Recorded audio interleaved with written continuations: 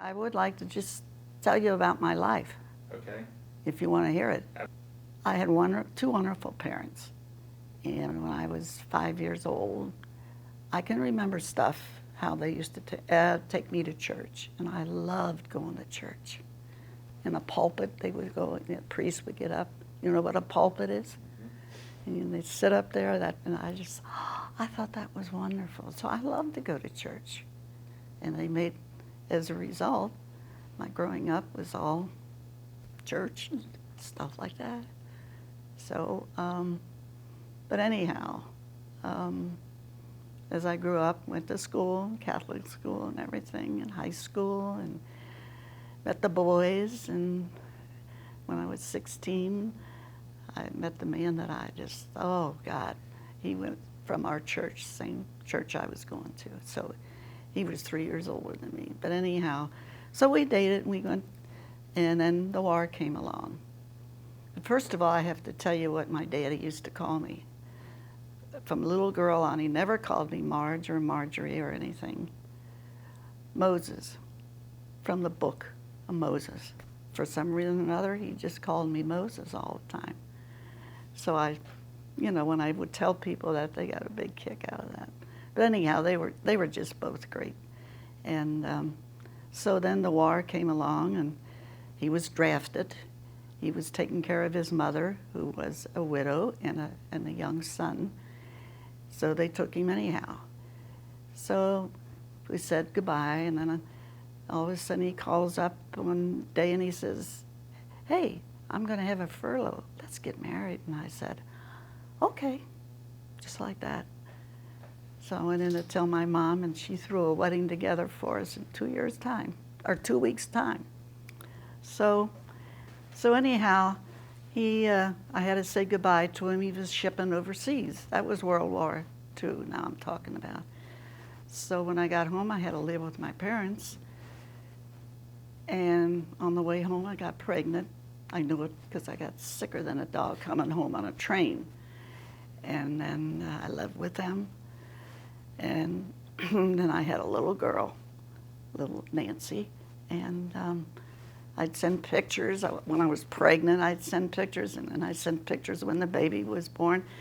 He kept looking at those pictures. She didn't have a hair on her head. "Are you sure that's a little girl?" He said. "I think it's a boy, "No, it's a little girl." "Fine." And he wrote letters. I have every letter that he ever wrote me. I still have them. I have to tell the kids where they are, because when something happens to me, they'll probably come across them. But anyhow, so he did come home, but all my prayers my mom and I went to church, made novenas to our little sorrowful mother novena, it was called. St. Monica is where I went to school and church. That's where we got married. On Thanksgiving Day, we got married. So church was crowded because it was Thanksgiving Day, but anyhow, I'm getting ahead of my story. He did come home, fine, and we had a very rough time because she didn't know him. He had to get used to her, but no job at that time, so he found the job, and then that's how we started our married life, and had nothing no money to save, because he didn't have that much money when he got drafted. So anyhow, then we had 2 boys and 2 girls, and we had a great life together then, and now all the kids are married. So we would have been married 65 years if he had lived. Anyway, so then about how many years later was it that I felt all terribly sad and everything when it all happened, And we both went to St. Margaret Mary then. That's where the kids went to school and everything. So then they had a choir there. They called it the funeral choir, because anybody that has funeral, our organist was just wonderful. So my neighbor was sitting there, "Why don't you join that?" And I said, Oh, I don't know. I'll probably cry if I have to sing songs, because he loved music like I did. The man that I finally met in the choir. And so he asked me to go out for lunch, and then that started just a little. He had 7 children, I had 4. And so my life, I thought, oh, it just took on another new meaning for me. So that went on until he got sick in last November. We had an accident. He blacked out, and he couldn't find out what was wrong with him. But anyhow, things just went down because he was going to be 90. And then he died in December. But he was a very, very wonderful man. He loved his family and loved his faith and loved his country.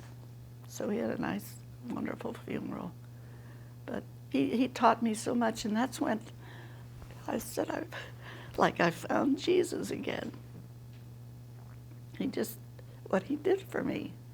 I didn't think I could ever feel that way again about anybody, but I try to tell people it's a different kind of love.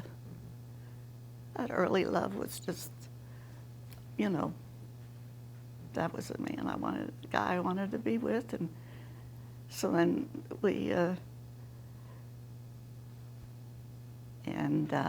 my daddy, see, that's the trouble with me. I get too emotional. But he always said, I never met a man that I didn't like. And he was so honest. And that kind of built up in me. Because I'm really honest. And full of integrity, I suppose is the word. How do you describe integrity? Sorry. Just being a righteous person and doing what's right and stuff like that. Liking people and wanting to please people. I would say that's a lot to do with integrity. And so that's where my life stands right now. And now that he's gone, well, I can't drive anymore.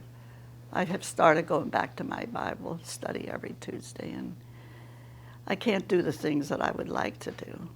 Because I did go to work, and I worked for 18 years full-time at St. Xavier High School in Cincinnati, secretary. And then when I decided to retire, I volunteered there for 10 more years. So I don't know what happened. I hit 90 and everything fell apart, I think. But I have really been blessed. I keep getting these things that keep pushing me on, I don't want to just sit and not do nothing. And I feel like I should be available. I have 22 great-grandchildren, and they're all wonderful kids. I'm going to a First Communion on the 1 tomorrow. I look forward to all these things. I can go anywhere. I play bridge. I love bridge. You play bridge? My mom did. She loved it. Oh, yeah. That's really, as long as somebody picks me up, I can go. Because I won't drive anymore after that accident that I had with Marty. He blacked out, and I'm thinking, gee, I know that could happen to me. I don't know. I feel pretty good, but I got a bad shoulder, really bad. Should be replaced, but doctors say I'm really too old to take a chance at this age. So I just put up with it, but he helps me get through. My legs.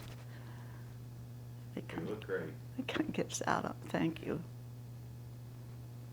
But I just look forward to things and what happens in the family, and trying to keep that youngest one straight.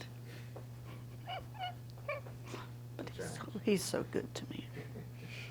In fact, I have a heart here that the kids gave me for my birthday, my 93rd birthday. There's a picture of both the men in my life, and hair behind it. She had taken hair from my husband and had this picture. I didn't know she did that. And then here she asked the daughter of Marty if she could get a little snip of his hair.